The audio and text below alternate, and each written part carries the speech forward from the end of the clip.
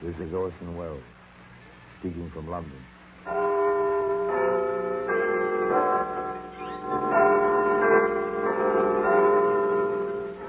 The Black Museum, a repository of death, a repertorium of violence. Here in the grim stone structure on the Thames, which houses Scotland Yard, is a warehouse of homicide, where everyday objects, a briefcase, a medicine bottle, a carpenter's rule, all are touched by murder.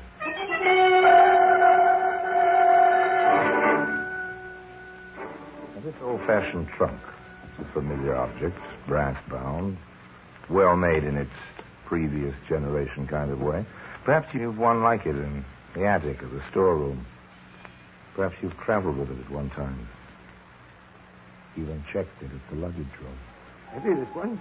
A little, I suppose. There you are, sir. Your receipt. We'll watch over your trunk, sir. Nothing to worry about. Yes, I'm sure you will. Now, today, that trunk can be found in the Black Museum.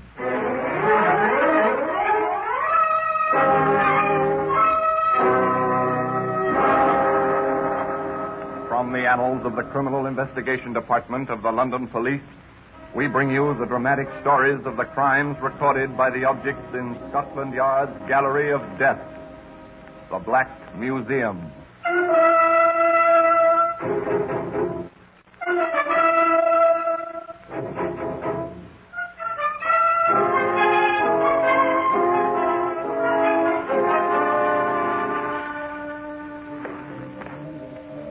Here we are, the Black Museum. Scotland Yard's mausoleum of murder. Not particularly well lit. The vaulted ceiling disappeared in shadows, but ghost-like shadows.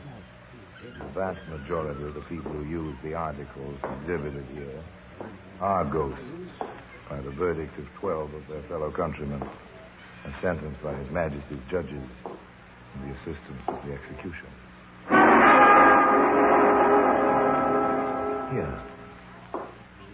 Here lies death.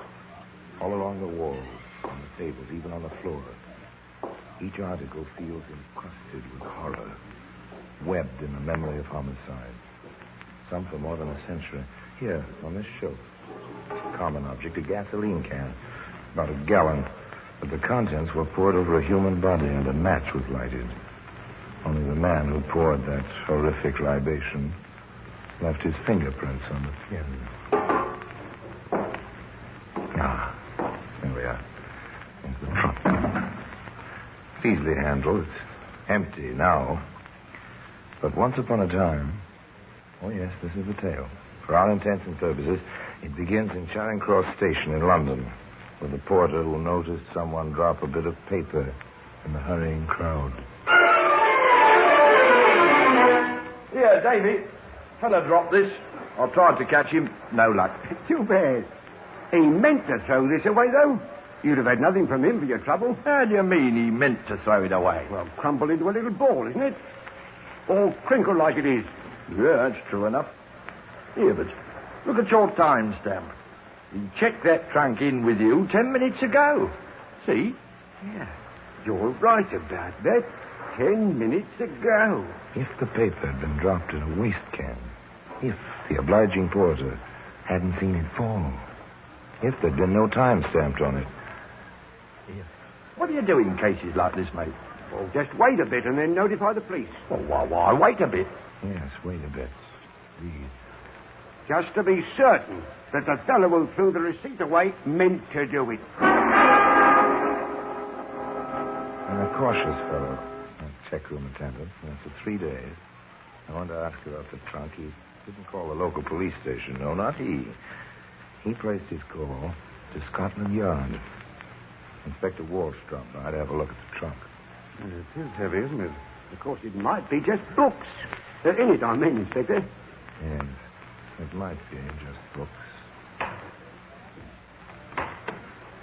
Ready? Open. Oh, just old newspapers, it looks like. Oh. Sorry to startle you. A dissected body isn't a very pretty sight when you're not used to it.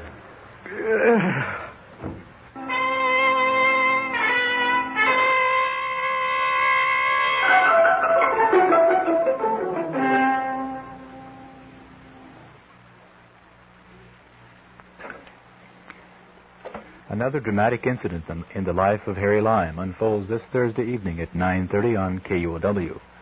Orson Welles stars as the adventurous rogue Harry Lime in each exciting episode of the series. For suspense and drama, join us Thursday evenings at 9:30 for The Lives of Harry Lime.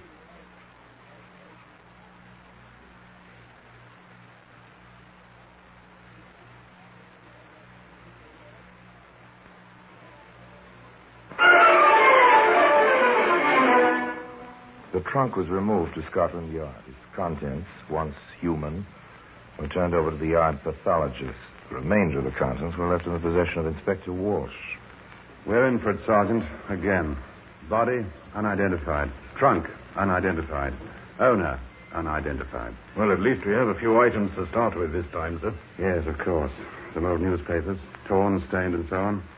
An old smock, stained in the same way. Some scraps of clothing. And the trunk. Well, where do we begin, sir? Save the papers, have the clothing laundered after the stains have been analyzed, then check the laundry marks. On the trunk itself, write up a description of it. Then start the local police into every second-hand dealer, luggage shop, and pawn shop in London. Someone, somewhere may remember it. After all, it is a trifle large, you know, and it had to be brought to the station. Circulate the description through all the means of transportation. Taxicabs, buses, vans, you know, Sergeant. Routine, we've been through all this before. Routine. Start with a few scraps of clothing, some poor human flesh, a brass-bound trunk. Cast the nets. See what it catches. Throw out the lines, see where they lead. One line led to a second-hand dealer in Brixton. I remembered it as soon as I saw the write-up, Inspector. Picked it up in an odd lot some time ago. Good of you to come in, sir. You're certain it's the same trunk you sold? Yes, sir. Funny about that label, though. Oh? Yes, sir. That's a fresh label. The one I saw, and it was old. Dirty. Oh. F. Matson, St. Leonard's. Let's see now.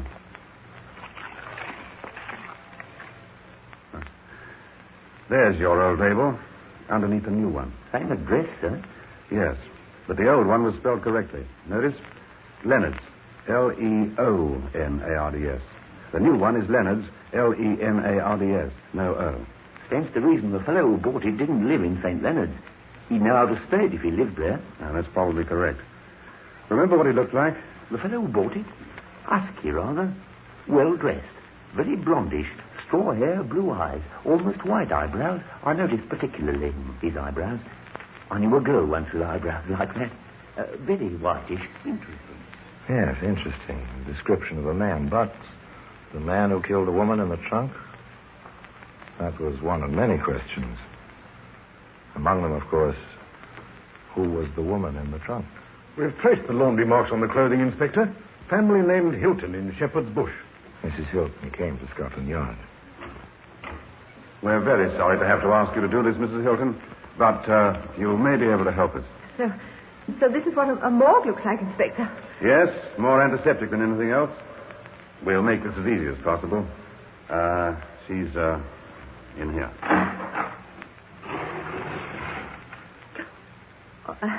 All right. Yes, I know. I knew her. All right, Sergeant. Her name was Brady. She worked for me as a cook, temporarily. Came through an employment agency. I can give you the address. The net was working. The lines were developing. Police routine, the Scotland Yard thoroughness was beginning to pay off. The woman's name was not Brady. At the address the employment agency gave me, she was known as Burnside. She's been missing since March the 4th. More muddy waters? Or another link? A woman with an alias, missing but unreported, inexorably. The wheels grind on, turning up, among other matters, a cooperative cab driver. You're positive this was the trunk? Positive, Governor. Where did you get the call? In Ravenswood Row it was. That line of old houses they've made offices out of. From the road to Charing Cross Station it was. Do you remember the man himself? He had his hat pulled down, sort of. But he was a husky one. I remember thinking he had to be to get that trunk as far as the sidewalk on his own, and his hair, what I could see of it, was lightish. Well, I hope I've been a help, Inspector. If I do remember anything more. Oh, yes, it was a help. So was the bus conductor who remembered letting the husky blonde man board his bus with his trunk light and empty at the time in Brixton, near the second-hand dealers. And piece by piece, the jigsaw puzzle was filling in. Patience, Sergeant. We know who the dead woman was. We have a description of a man with a trunk. We've traced the trunk from Brixton to Ravenswood Road, and from there to Charing Cross. Now, a house-to-house inquiry in Ravenswood. Be thorough, Sergeant. Very thorough. And, of course, the good Sergeant King was very thorough. A clerk on the first floor of number 12, Inspector, noticed the trunk in the hallway on the 5th of March. It was gone on the 6th. The day the trunk was checked at the station. Yes, sir. Now, number 12 has 3 floors, a suite of offices on each floor. The second floor is closed up, no name on the door. Third floor has been occupied for some time. I have the name of the rental agent, Inspector.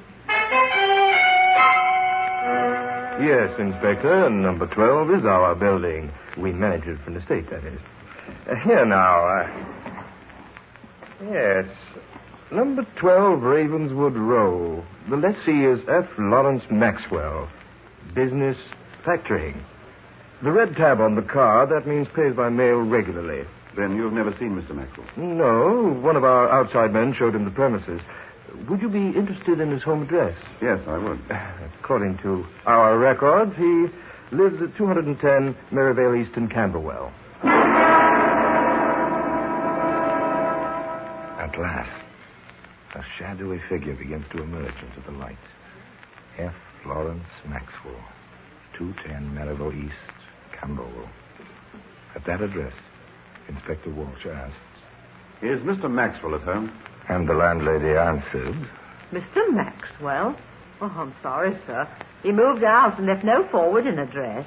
That was the evening of March the 6th. I remember it distinctly, sir, because he paid the whole month and didn't ask for a refund. a blank. The end of the line. Not a trace. But don't forget, that brass-bound trunk is today one of the star exhibits in the Black Museum.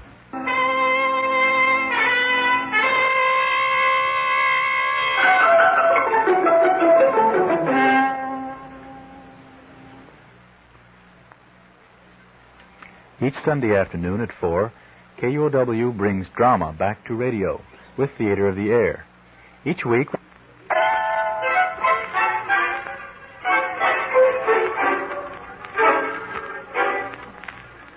The net so painstakingly woven, the lines so carefully cast, all led to nothing. A trunk, a dismembered body, a dozen people all trying to help, nothing. Was this going to be one of the mementos in the Black Museum marked Case Unsolved? Inspector Walsh waited. F. Lawrence Maxwell was somewhere. And living people rarely, if ever, move through life without a trace. My, you gentlemen came all the way from Camberwell in a hurry. We went through a red light or two, I dare say. Didn't we, Sergeant? Yeah, we did that, sir. This letter you telephoned about, ma'am. Oh, right here, Inspector. Kept it careful. Always try to help the authorities when I can.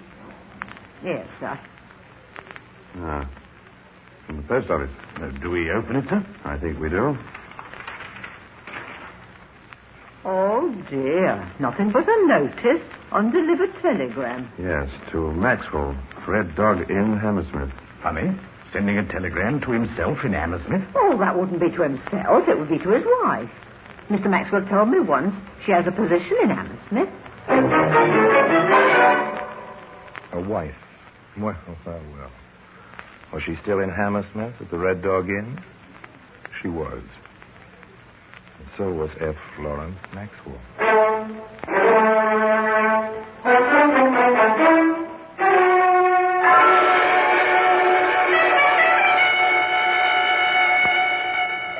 I'll be glad to help in any way I can, Inspector. Any further details of your movements on March the 6th? To the best of your recollection, that is. No, I'm sorry. I may have left out a detail or two. You see, it was a sudden decision. I mean, to give up the office. The business fell off to the point where an office was a needless expense. As I rented on a month-to-month basis, well, I just gave it up. I do remember noticing the old trunk in the hallway, though. Quite a museum piece with all the brass trimmings, as I remember. Well, most cooperative gentlemen, most helpful, is F. Lawrence Maxwell. He even saw the trunk in the hallway. But on the inspector's next line of questioning, Mr. Maxwell was not quite so helpful. No, I'm sorry, Inspector. I've never known a woman named Burnside in my life. Nor Brady, for that matter. Any other name? Beginning with B, perhaps? Let me see. No, nary one. Well, you've been very helpful, Mr. Maxwell. Nothing like the truth to prove innocence, is there? With that in mind, I wonder if you'd stretch your cooperation a bit further. Anything I can do. We have 2 witnesses who saw the man with a trunk closely enough to attempt identification. Both of them described a man of your coloring. I wonder if you'd let him have a look at you. Well, I'd rather not be identified by mistake, Inspector. I understand that. Isn't it usual to have several men of similar appearance present? I mean, I've seen such things in the cinema. Of course. In view of your willingness to assist us, we'll be glad to oblige you on that score.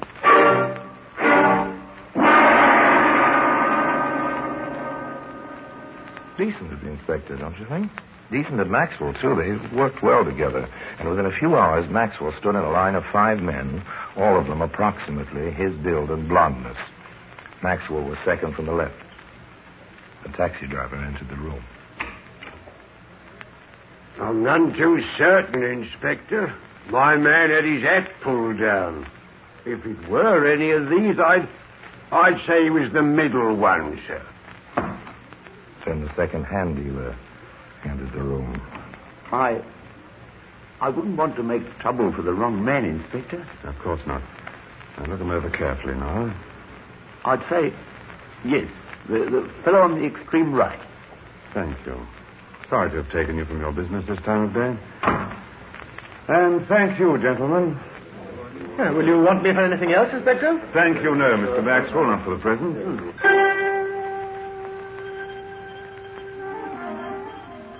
Another blank. Nothing. No one to place F. Lawrence Maxwell anywhere near that trunk, or its contents beyond the casual contact he himself admitted. Mr. Maxwell went back to Hammersmith. Inspector Walsh went back to work. Sergeant, I want that trunk cleaned out thoroughly now. Piece those torn newspapers together. Have the smock the head was wrapped in given to the laboratory for every possible test. There's got to be something somewhere. Nothing out of the ordinary in the newspapers, Inspector. But the physical test laboratory reports that under ultraviolet light, the smock shows lettering that was printed on the material but washed out with constant laundering. And that lettering, Sergeant? Red Dog Inn, Hammersmith. Now, Sergeant, all we have to do is to connect that Brady Burnside woman with number 12 Ravenswood Row, 2nd floor. Let's go, Sergeant. I've had a search warrant ready for a week. Now they went to work on 12 Ravenswood Road, 2nd floor. In earnest. Board by board, the flooring was taken out. The old-fashioned tin ceiling was taken down. The desks and chairs were taken apart. Paneling was removed. The plaster walls sounded. Samples of dust were analyzed. Powerful vacuum cleaners sucked every bit of lint from the upholstery and draperies. And when it was all over, Nothing. Absolutely nothing. Unless this hairpin is something, sir. Oh, that could be anyone's. Proves nothing. Is there an ashtray around here anywhere, Sergeant? Yes, under the desk, sir, there's a wastebasket. Metal one. Maxwell doesn't smoke. Yes, I remember that. Oh, well. Hello. Give me a tweezer, Sergeant. Yes, sir. You found something, sir? Interesting. Maxwell doesn't smoke. So we find an unused match caught in the corner of his wastebasket, with a red-brown stain on one end of it. yes, of course it was blood. And the same type as the victims. But the fact remained, as the inspector put it. A clever defense counsel could make a hash of the case. Millions of people right in London have this blood type, and we still haven't established any contact whatsoever between Maxwell and the woman. A jigsaw puzzle. All of it save the key piece. Inspector Walsh made a decision the next morning, quite early, in Hammersmith. All right, Mr. Maxwell. I'm sorry to disturb you this early. Oh, you, Sergeant. Yes, sir. There have been developments. We need you at the yard. Developments? What kind? Sorry, sir. I've not been told. Now, if you'll get dressed and come along, sir, I have a car waiting. It's early, I know, sir, but we don't keep regular hours at the yard. They don't keep hours, but they kept Maxwell waiting in the quiet anteroom outside Inspector Walsh's office. For an hour and a half, Maxwell cooled his heels while detectives passed him by, went into and came out of the inspector's office. At long last, Sergeant King came to the door. All right, Mr. Maxwell. The inspector will see you now. At about time, I say. Ah, good morning, Mr. Maxwell. Sorry to have kept you waiting after rousing you so early. All right, Sergeant, you can leave us together. Yes, sir. Sit down, Mr. Maxwell. Yes, so without further ado, I'd like some explanation about all this. You said you were through with me. We were, but there have been developments, new clues, all that sort of thing. No? We thought you'd be interested. Oh, excuse me a moment, won't you? Yes? You pushed the buzzer, Inspector. I asked the desk man to ring through. Yes, sir. I'll be right up. At once, sir. Superintendent Bivens wants you, Mr. Maxwell. I won't be long. Don't try to get out through that window. The view is good, but there's a 60-foot drop to the river. Be back in a bit. I must say, Inspector, this is all rather... Time ticked away, marked by the clock on the office wall. And F. Florence Maxwell was alone. Alone with 1,000 unanswered questions and his own fears.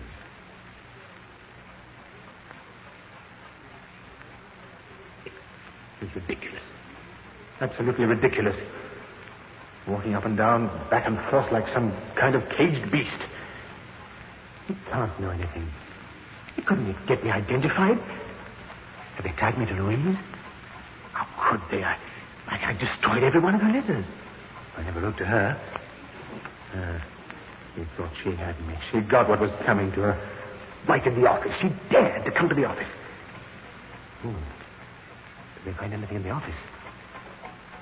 In the office, Mr. Maxwell? Yes. They found a hairpin and a matchstick with blood on it. But you don't know that, do you? You haven't been told. What could they find in the office? When I took her to pieces, I did it in the trunk. They can't have anything. Okay, there must be something. Well, there's got to be the inspector in Scotland Yard holding me here. I deny everything. It looks bad. Very bad. Oh, I've been here. Where's the clock? Yes, almost a half hour. I'll have a story. That's it. I'll have a story. I'll be ready for it. I'll have a story. Now you've done it, Mr. Maxwell. So you'll have a story, will you? It better be good, Mr. Maxwell. It better be good. Well, Mr. Maxwell, I'm back. Inspector! Yes? I want to tell you, sir, I've been holding back. I knew Mrs. Burnside. I see. You knew her? Yes, quite well. How doesn't matter. She tried to blackmail me, you see. She came to my office. When I refused to pay her 1 shilling, she flew at me. I hit her and, well, she fell. Where did you hit her? The left side of her face. She fell and struck her head. When I bent over her, she was dead. So I left her there. I came back. I must have been crazy, expecting a dead woman to get up and walk. I was scared, you see. I bought the trunk. Well, you know the rest. Very well, Mr. Maxwell. You're taken in charge for murder. Murder? I must warn you, anything you say may be taken down in writing and used as evidence. But it was an accident, not murder. Sorry, Mr. Maxwell, but the medical evidence belies your story. Mrs. Burnside died of strangulation. You didn't hit her. You choked her to death. So, that winds up the case of Mr. Maxwell. But if you're interested, you'll still find the brass-bound trunk in the place of honor in the Black Museum.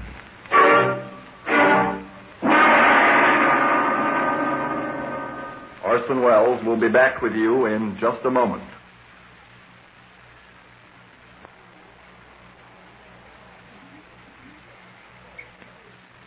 In the end, it was just routine, wasn't it? Methodical, hard-working routine based on experience, and plus just the touch of imagination a good policeman must always have. The trap was sprung in Wadsworth Prison, and the story ended 3 weeks later in the usual manner at the customary time. 8 o'clock in the morning with the customary payment to the hangman. And the trunk remains in its customary place within Scotland Yard, the Black Museum. And I remain, as always, obediently yours,